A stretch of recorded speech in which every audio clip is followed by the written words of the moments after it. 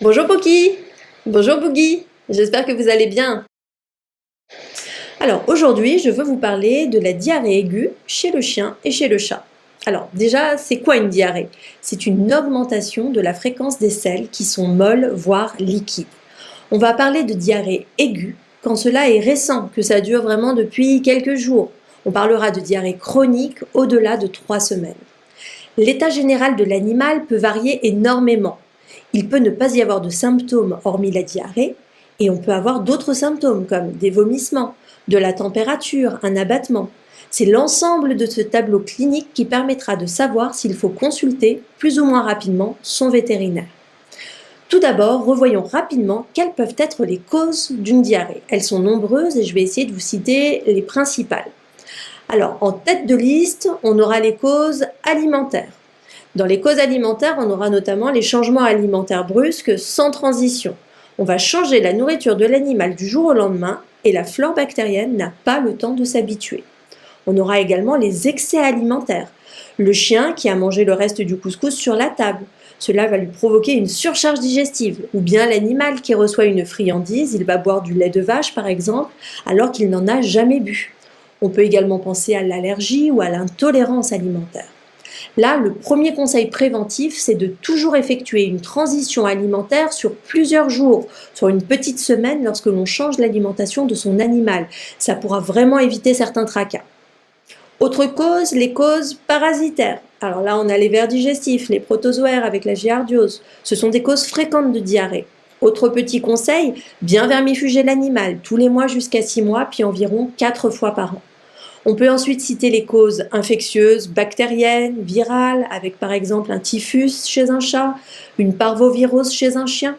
On est sur des causes plus graves, on aura d'autres symptômes que la diarrhée et ces causes nécessiteront une visite chez le vétérinaire. On peut également citer les causes toxiques, les causes médicamenteuses. On peut avoir une diarrhée consécutive à un traitement antibiotique ou suite à l'ingestion de certaines plantes. On peut également ajouter à la liste l'ingestion d'un corps étranger. Souvent, cela sera accompagné de vomissements et cela nécessitera une prise en charge par le vétérinaire. Maintenant qu'on a vu toutes ces causes, quels sont les traitements quand on est face à une diarrhée? Ce qu'il faut prendre en considération, c'est l'état général de l'animal. Une diarrhée de moins de 24 heures sur un animal en forme n'est pas une urgence. Par contre, si l'animal présente d'autres symptômes, vomissement, il est prostré, il ne mange plus, là, il faudra consulter son vétérinaire.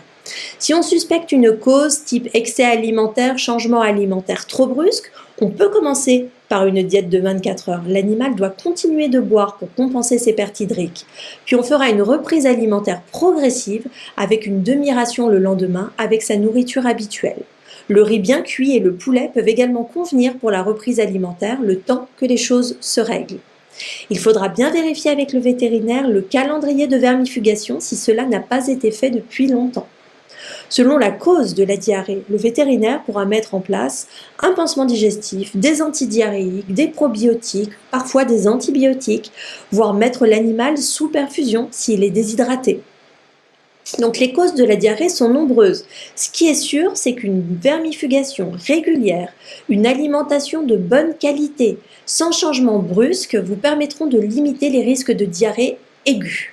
Il faudra consulter si la diarrhée dure depuis trop longtemps ou si l'animal a d'autres symptômes que la diarrhée. Voilà Pookie, voilà Boogie. J'espère que ce bon conseil sera utile à tous vos copains chiens et chats et dites bien à leurs propriétaires de leur faire une bonne gratouille de ma part. Je sais qu'ils adorent ça.